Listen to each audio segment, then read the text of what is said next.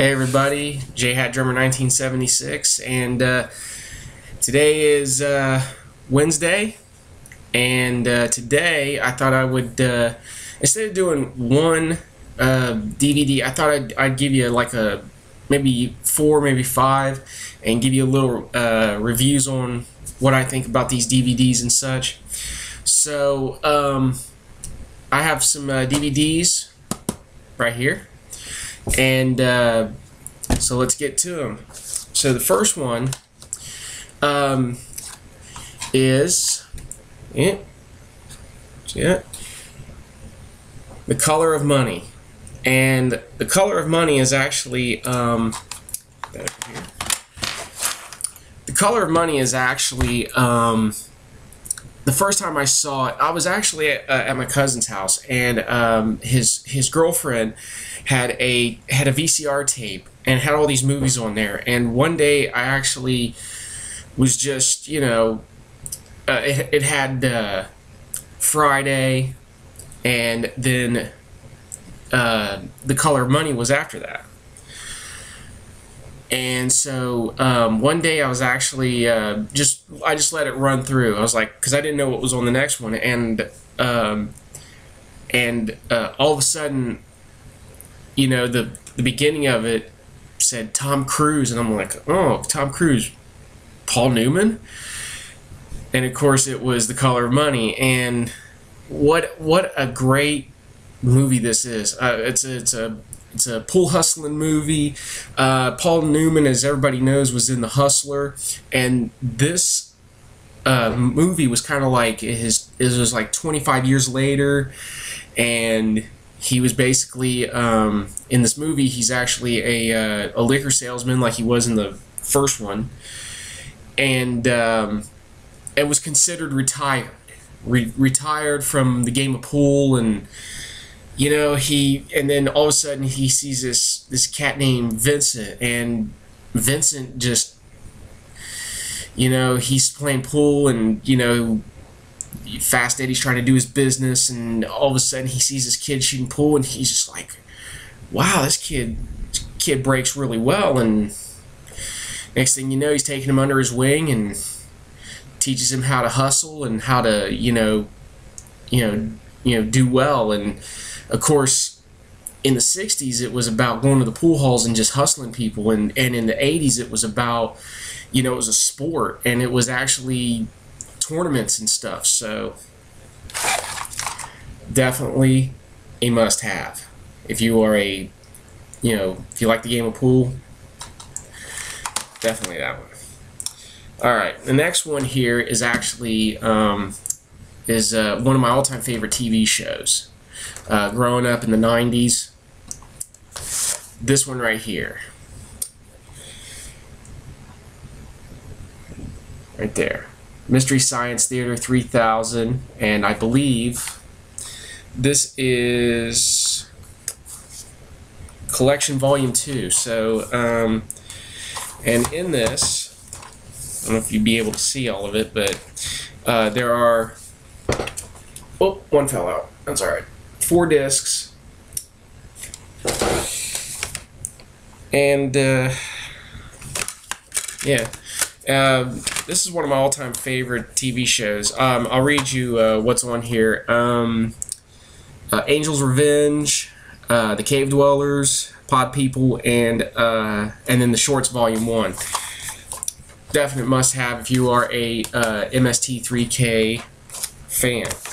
I was a big fan of that show. I watched a lot of the Turkey Day marathons any chance I could, and definitely a must-have. If you have any of the collections, yeah, those are pretty good.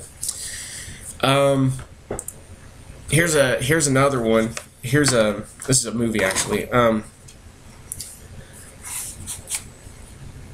Check that out. I'll hide myself. There you go. Enter the Dragon. Wow, this is the special edition, by the way. This has actually got some bonus stuff. Talks about Bruce Lee's wife actually does an introduction and does some really cool stuff. I mean, she talks about there's like interviews. There's actually a early 70s interview with Bruce Lee, and yeah, man, Enter the Dragon was actually the first movie I actually saw of Bruce Lee, and it was really a good. It's a good movie, like all his movies are. Game of Death, and just some good stuff, man. And Enter the Dragon, of course, is he plays this. He's part of this of this temple, and he's asked by his government to actually find this guy who's he's got like different hands, like he can put a different hand. He's got like claws and stuff, and of course there's that great scene where he's in the mirror room and he's fighting the dude, and then he kills him, and just a badass movie. If you haven't seen Enter the Dragon, go get it. This next one is actually I didn't think I would like this movie, but because it was directed by Martin Scorsese, and then of course it had, and then the reason why I didn't think it would do good because it had Leonardo DiCaprio, and I was like I don't know. But then I was at, again, friend's house, watched it, and I was like, cool. It's a great find. Gangs of New York. Man, that movie, I've almost like learned like half of the dialogue in that movie. It's really good. Talks about when New York was young, and there wasn't gangs. It was mostly tribes. It was like you had Bill the Butcher. He had a tribe, and that was the natives, and then you had Amsterdam, and his father was with the Dead Rabbits, and I mean just a good movie. And of course it all builds up towards the battle between him and Amsterdam and Bill. Good movie. Awesome. Well, we got one more, and boy, and I think I saved the best for last. Where was I when I saw this? Was at my dad's house, Saturday afternoon. And TBS at that time, when they were known as the Superstation, they used to show these westerns on Saturday mornings and stuff, and I'm sitting watching this, and it was Clint Eastwood and Lee Van Cleef, and it's called. See if I can get that hole in there. Back it up? Okay. For a few dollars more. Man.